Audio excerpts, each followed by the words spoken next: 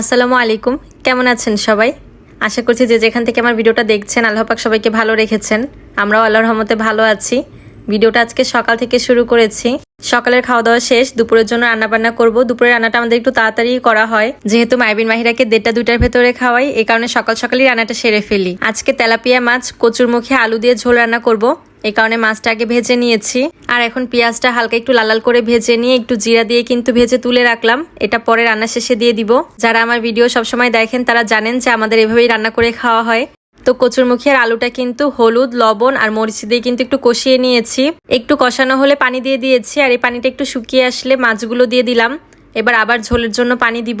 ঝোল রান্নাতে আমরা রসুন বাটা খাই না, এমনকি কষানোর সময়ও কোনো মশলা দেওয়া হয় না। শুধু ওই যে প্রথমে ভেজে রাখা হয় পেঁয়াজ আর জিরাটা, সেটাই লাস্টে বেটে দেওয়া হয়। মশলা বলতে এটাই। আর ঝোলের যে স্বাদটা সেটা কিন্তু ওই মশলার কারণেই হয়। ওটাকে অনেকে ছাক বাটা বলে, আর আমরা বলি ফোড়ানি। তো যাই হোক, যে যেটাই বলুক, লাস্টে বাটা মশলাটা দিয়ে দিয়েছি, এটার কারণেই ঝোলটা ঘন হয়ে যাবে। আর এখন আর একটু পানি কমে আসলে লাস্টে একটু ধনিয়া পাতা কুচি দিয়ে দিয়েছি। এখন একটু নেড়েচেড়ে মিশিয়ে নিলেই ঝোল রান্না শেষ। কি নিয়ে আসছে মাইবিন? কার জন্য হাম্বা আনছে? আমার কি এইটা হাম্বা? কি গুটি হাম্বা? তাই হাম্বা? আমার মাহিবুরি আর কিছু বলতে পারুক আর না পারুক, হাম্বাটা খুব ভালো করেই বলতে পারে। আর এখন খেলনা দিয়ে খেলাও বুঝে গিয়েছে। মাইবিনের জন্য কোনো খেলনা আনা হলে তার জন্যও নিয়ে আসতে হবে, না হয় কিন্তু সে দাদারটা নিয়েই টানাটানি করে। তো যাই হোক, আমি আবার কিচেনে আসছি রান্না করতে। মাছ ভুনা করে নিব। আজকে আর মাইবিন মাহিরার জন্য আলাদা করে কিছু রান্না করব না। মাইবিনের বাবা পাঙ্গাস মাছটা খায় না, এই কারণে আমাদের জন্যই রান্না করছি। মানে আমি খাবো আর মাইবিন মাহিরাকে খাওয়াবো, এই কারণেই ঝালটা একটু কম দিয়েছি। তারপর দেখা যাবে যে একদম শুকনা শুকনা করে খাওয়াতে হবে। আর মাহিরাকে তো মাছ ধুয়ে খাওয়ানো লাগবে। মানে ঝাল না খেতে পারাতে যে কি একটা অসুবিধা হয় আমার, যেদিন রান্না করি না সেদিন আর কি একটু টেনশন করতে হয়। তো যাই হোক, মাছটা কিন্তু আমি ভুনা করে ফেলেছি। তো আজকের মতো রান্নাবান্না শেষ। বিকালের দিকে আমার ভাই এসেছিল ওর 2টা ফ্রেন্ড নিয়ে, তো ওদের জন্য একটু খাবার দাবারের ব্যবস্থা করেছিলাম। বেশিক্ষণ থাকেনি, আম্মু কিছু জিনিস পাঠিয়েছে, তো সেটা দিয়েই হচ্ছে ওর আবার চলে গিয়েছে। তোর মামা চলে যাওয়ার সময় মাইবিন মাহিরাও বায়না করছিল বাইরে যাওয়ার জন্য, এই কারণে ওর বাবা বাইরে নিয়ে গিয়েছে। তো ওরা যাওয়ার পরে আমি একটু দেখছিলাম আম্মু কি পাঠিয়েছে।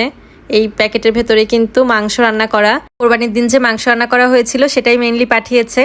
সারাটা বছর যতই মাংস রান্না করে খাই না কেন, কোরবানির ঈদের দিন যে মাংসটা রান্না করা হয় সেটার যে স্বাদ, এটার সাথে আসলে অন্য কোনো মাংসেরই তুলনা হয় না। তো ঈদের দিনের মাংস রান্নাটা যেহেতু খেতে পছন্দ করি আমরা, এই কারণে আম্মু সবসময় ঈদের দিন বেশি করে মাংস রান্না করে আর আমাদের জন্য উঠিয়ে রাখে। তো ঈদের পরে তো হচ্ছে আর বাসায় যেতে পারিনি, এই কারণে ভাইকে দিয়ে পাঠিয়েছে। আর আমার গরুর পায়া খেতেও ভালো লাগে, এই কারণে গরুর পায়াও রান্না করে পাঠিয়েছে। এদিকে মাইবিন মাহিরাও বাসায় চলে এসেছে, আর তারা তো বাহিরে গেলে হয়েছে, কিছু না কিছু না নিয়ে আসবে না। খাবার জিনিস কিছু না কিছু থাকবেই তাদের সাথে। বলতে পারো এটা কি? কোনটা মালটা? এটা। এটা মালটা? হ্যাঁ। আর এটা কি? এটা কি বলো তো? না। কাগজ আনছিলা। ধোজামি? হ্যাঁ, ধুয়ে খেতে হয়। দুপুরে দুইজনের একজনও ঠিক মতো খায়নি, তো সন্ধ্যায় নাস্তা রেডি করে দিব।